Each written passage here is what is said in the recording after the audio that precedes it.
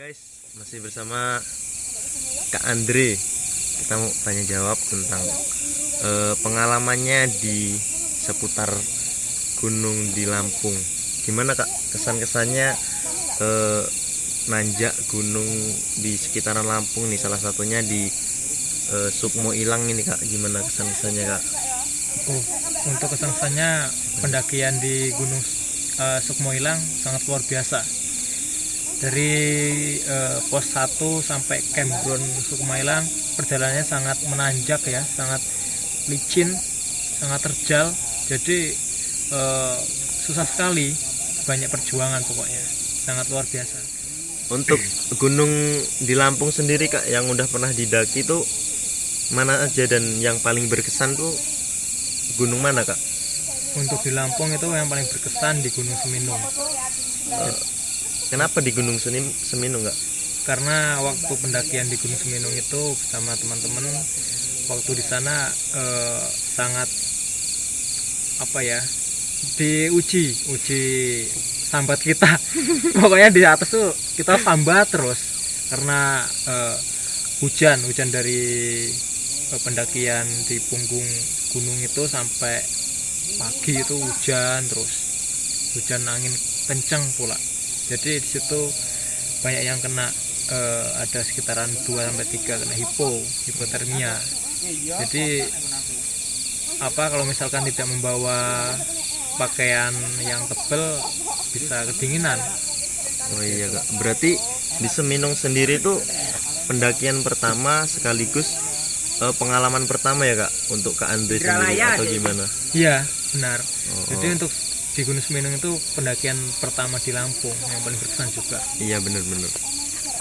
Kalau di Lampung sendiri udah berapa Kak gunung yang udah didaki? Lumayan banyak sih Kak.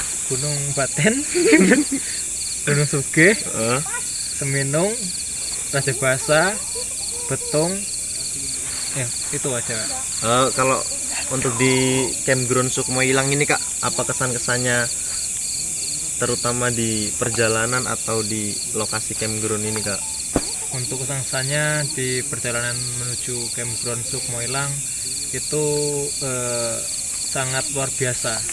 Perjuangannya sangat kerasa. Jadi dari trek jalurnya sangat terjal, licin, terus nanjaknya sangat tajam, sehingganya butuh perjuangan yang sangat ekstrim untuk sampai di campground. Selama di pendakian Kak, ada nggak cerita-cerita yang mengganjal di hati atau hal-hal yang mengganjal itu ada nggak sih Kak? Selama pendakian? Iya, selama pendakian ya di Gunung Seminung, Betung yang seperti Kakak ceritakan tadi. Kalau yang mengganjal itu mungkin ada sih, yang mengganjal itu waktu di Betung. Apa tuh Kak?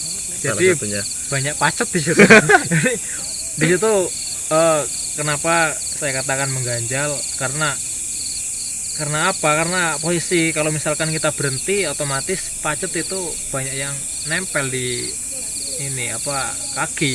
Jadi otomatis kita nggak berhenti kan? Iya, lari terus di situ kita perasaannya fisiknya capek tapi harus lari. Kalau misalkan berhenti otomatis pacetnya nempel banyak. Untuk di Betung sendiri katanya ada hal-hal yang kurang ini ya Kak, kayak nggak sampai puncak ya kemarin katanya ya? Iya benar. Gimana itu Kak ceritanya Kak? Boleh diceritain ke teman-teman?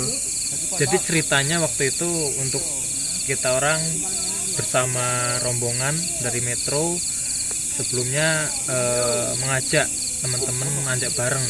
Itu ada Metro juga bagian daerah 38 terus Kalianda. Iya benar-benar. Dari 38 itu kita bareng di perjalanan, tapi sampai di Bandar Lampung kita misah. Yang 38 itu udah sampai di pos 2, kita baru nyampe. Terus yang di Kalianda nyusul. Kemudian di pendakian kita langsung daki bareng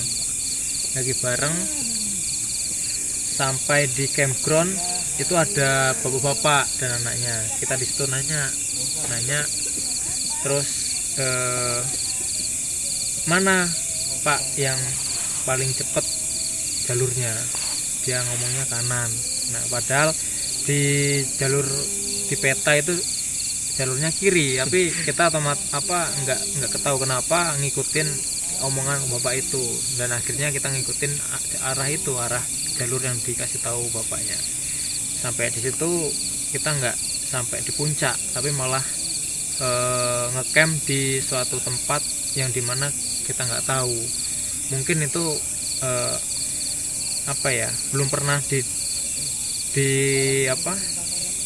dijamah orang pendakian, soalnya di situ masih hutan, masih banyak yang harus ditebangin seperti itu.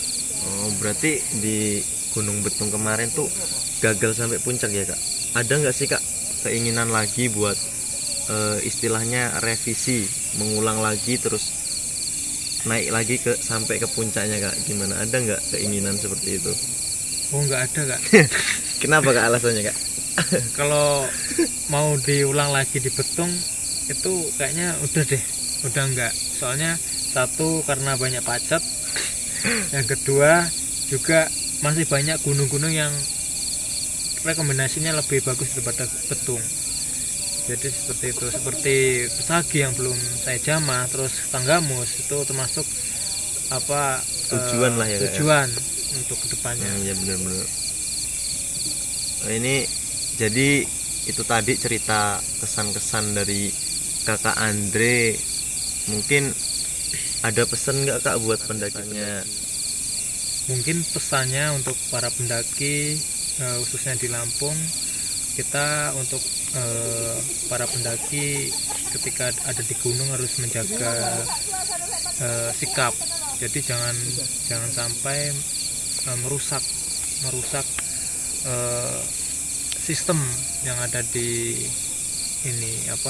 pegunungan, seperti menebang pohon dan lain-lain. Itu jangan, mengambil juga jangan, karena tujuan kita mendaki kan bukan merusak, tapi untuk menenangkan diri, untuk mencari pesan buat teman-teman nih apa kak, untuk yang ingin mendaki tapi takut, buat kesan-kesannya supaya pengen tahu lebih jauh di dunia pergunungan misalnya.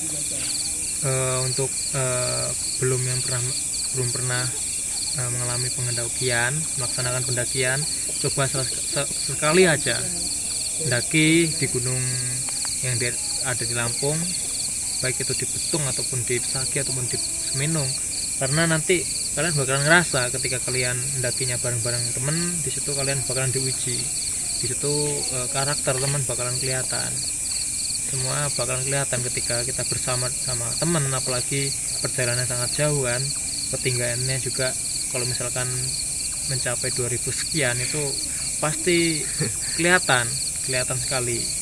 Nah, ketika kita di tengah-tengah perjalanan, posisi kita capek, mau lanjut tambah capek, turun juga jauh, jadi otomatis kita harus lanjut. Nah, seperti itu. Situ kita belajar berjuang lah, intinya berjuang. Iya benar, bekerja keras bersama-sama, seperti itu. Oke, buat Kak Andre, terima kasih atas waktunya udah berbagi pengalaman seputar pengalamannya mendaki beberapa gunung ini di Lampung. Untuk selanjutnya bisa di subscribe guys.